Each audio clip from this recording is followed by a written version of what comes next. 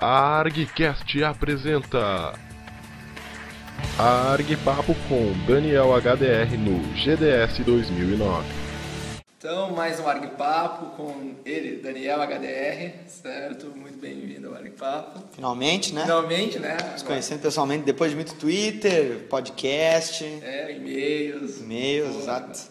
Isso aí. Então, vamos começar algumas perguntas sobre o desenvolvimento de jogos em si, beleza? Tá. Quais as dificuldades de se criar um game no Brasil? Olha, dificuldades, eu acredito que é pela mão de obra qualificada, né? Até porque o terreno ele começa a ser desbravado realmente agora, né? As graduações como a da Unicinos, que foi uma das primeiras do país, elas começaram em 2004. Então é um período muito curto ainda, né? Em que você possa projetar, não, temos ainda uma grande mão de obra. A mão de obra está sendo qualificada, mas ainda é num número pequeno. Então, as iniciativas que têm ocorrido pelo país, né, se elas não são agregadoras, ou seja, que peguem todas as etapas do processo de desenvolvimento, elas são etapas dispersas, né? Tu tem o pessoal da programação, ou tu tem, no caso do estúdio, do Dynamo, né, essa parte de design. Então, quando você vê realmente empresas que peguem todas essas etapas, estão começando a surgir realmente agora, né?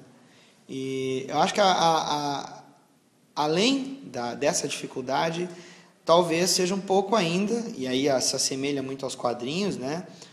O modo como as pessoas, no grande contexto, no geral, veem os jogos, né? Tal como os quadrinhos, acham que é uma coisa de criança, ou que não pode ser usado como uma ferramenta pedagógica, ou até mesmo que não possa ter uma aplicação comercial, tal como qualquer outra mídia, né, como cinema e a internet. Certo. Então, já aproveitar o gancho dos quadrinhos que tu comentou. Então, qual mercado com produção nacional tem mais visibilidade ou rentabilidade no nosso país, as HQs ou os games? Sem sombra de dúvida, os games, porque se você pensar em redes sociais, e até mesmo também as plataformas que disponibilizam jogos, né, para celular, para plataformas móveis de jogo mesmo, quando tu atrela isso ao merchandising, ao marketing, com anúncios, e tu desenvolve jogos corporativos ou jogos que têm cunho comercial em cima de um produto ou marca, sem sombra de dúvida, o mercado publicitário, o mercado comercial, ele vê o videogame como um veículo de mídia comercial. E, consequentemente, acaba surgindo muito mais oferta de trabalhos girando em torno disso. Enquanto que os quadrinhos, né, nós não temos um mercado muito bem estruturado, né, a ponto de produzirmos quadrinhos de várias faixas etárias diferentes. Não me refiro só à Turma da Mônica, né, não só para crianças ou para pré-adolescentes. Não existe ainda uma produção nacional com uma distribuição em grande escala, porque em pequena escala, sim, temos muitos quadrinhos, só que o mercado, pelas dificuldades do tamanho do país e da distribuição, ele ainda enfrenta problemas. Mas como existe uma convergência, né, hoje em dia, e a internet é um desses veículos de convergência, a tendência é que o mercado de quadrinhos, pelo menos, se estruture melhor, se organize melhor através do networking formado pela internet, assim como os jogos, né? Que, como eu citei antes das redes sociais, eles acabam atingindo um público ocasional.